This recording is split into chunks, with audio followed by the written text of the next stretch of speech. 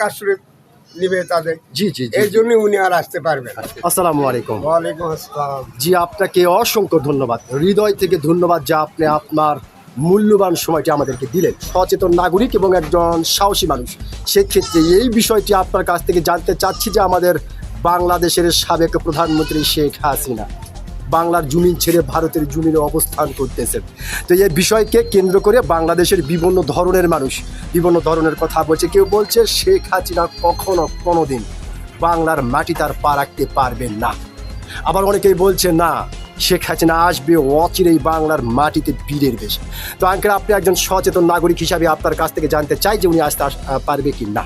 না, উনি তো আসতে পারবে না। উনি তো পালে গেছে বাংলাদেশ থেকে। জি। উনি আর কেন আসবে? আর আসলেও তো ওনাদের প্রায় আছে ফাঁসি জি জি জি কাজ করে নিবে তাদের। জি জি জি এই জন্য উনি আর আসতে পারবে না। এটা আমরা বুঝতে পারতেছেন। ঠিক আছে। তার মানে আপনি যেটা বোঝাতে চাচ্ছেন যে উনি তো পালিয়ে গিয়েছে হ্যাঁ, এবং ওনার যে বিচারের রায় সেগুলো তো হয়ে গেছে, হয়ে গেছে। তো হয়তো এর জন্য আপনি বলতেছেন যে উনি আসতে পারবে না। হ্যাঁ। জি, ধন্যবাদ আপনাকে।